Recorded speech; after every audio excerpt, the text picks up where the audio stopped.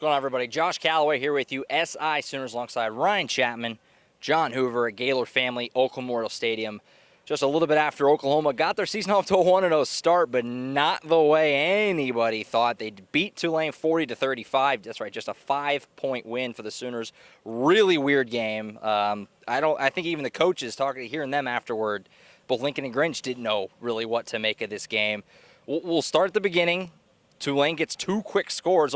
They have a touchdown lead, 14-7, right out of the gates. Not a good start for this OU defense that we've heard so much about. Yeah, the OU defense is going to carry this team to a national championship, right? Well, the two possessions that Tulane started the game with today, 55 yards, 75 yards, produced 14 points right off the bat. Right. Oklahoma finds itself in a 7-0 hole, a 14-7 hole. They come back and they tie the game, and they got everything right. But it was, when Lincoln Riley said we were not mentally prepared for the game, I asked him, I said, how surprised are you that you're not mentally prepared? And he said, yeah, no, it caught me by surprise. Right. I think Alex Grinch, the same thing.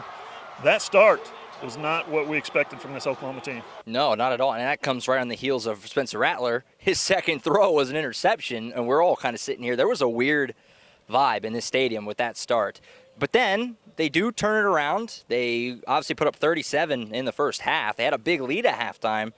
Ryan, obviously, they got things going for a little while, and Oklahoma looked how we thought they would look for about a quarter and a half. Yeah, I think first off, you have to start with the turnovers. The defense forced 3 fumbles or forced 2 fumbles and fell on a errant snap to Pratt, and we overheard in the press box that equals their entire total of last year as far as forced fumbles, fumble recoveries, and the offense actually went down and cashed in. That was the problem last season, Josh, right? Is the defense would show out, and then the offense would play great for 3 drives, and there was no complimentary football.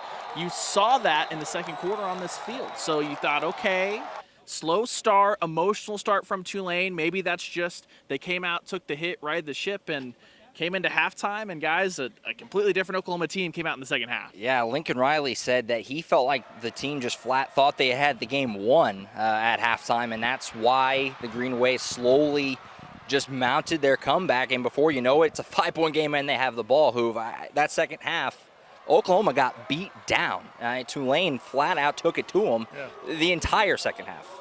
Tulane was a more physical team. Tulane, as one of the players said, I think Spencer Rattler might have said, they just wanted it more. Yeah. Tulane was more physical. They were better up front, offensive line and defensive line in the second half. What was the score of the second half? 28-3. They outscored them. Something like that. Yeah, 21-3. 21-3.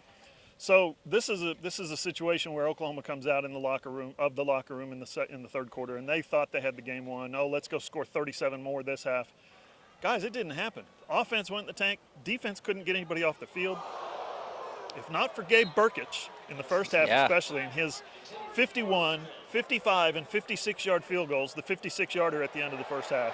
If not for Burkich, where would this team be right now? He also made a 21-yarder or something like that earlier, 26-yarder. But then even Burkich in the fourth quarter, they go to him and they rely on him and they say, okay, big boy, put it out of reach with this 31-yarder. He shanks it left. It's like, what are you doing? It was crazy. Everybody had problems this game. Yeah, it was unbelievable. It just continued to snowball, and the energy was so weird in the stadium because it was a hot day. The crowd already wasn't real big to start, and it was like, 10% full in this stadium in the second half. There was no energy in here. Tulane just slowly kept it going. Ryan, I'll close with you on this. Just put it simply, how concerning is this? Is your opinion of Oklahoma drastically changed after this game, or you think they'll be fine? I think you have to look at it on 2 sides of the football, Josh. Defensively, I'm actually not really concerned. You saw, even if the rotation isn't going to look as good as maybe you thought, you saw they were able to close and be ferocious on that last drive defensively with the starters in. So I think that will work itself out. That was more mental mistakes than just getting flat out beat, especially in the secondary. I think that'll be fine. The offensive line guys did not look good today. This was not supposed to be a Tulane defensive front that would push anyone around. This was a defense last year, Tulane's, that gave up a ton of explosive plays. And OU didn't really seem to be able to hit that consistently, and I think it started up front. So I am concerned. We're not going to learn a thing next week about this offensive line against Western Carolina other than if Andrew Rame gets a bigger run. There were some medical reasons, Lincoln Riley said, that kept him from as many snaps. He didn't get until the end there. Maybe that's the fix that helps it out, but I'm pretty concerned about this O-line, Josh. Yeah, and I'll just add real quick. I said this on Twitter. Red October didn't happen in September. There's a lot of anguish over this game and the way the number 2 team in the country came out flat in the second half, flat to start the game. Championship seasons aren't built with great season openers. We've seen Oklahoma come out here in the season opener before, blow people's doors off for 8 weeks, 10 weeks, 12 weeks, and then get to November, get to December, and things go sideways. So don't give up on the season yet. There's a ton of talent on this team.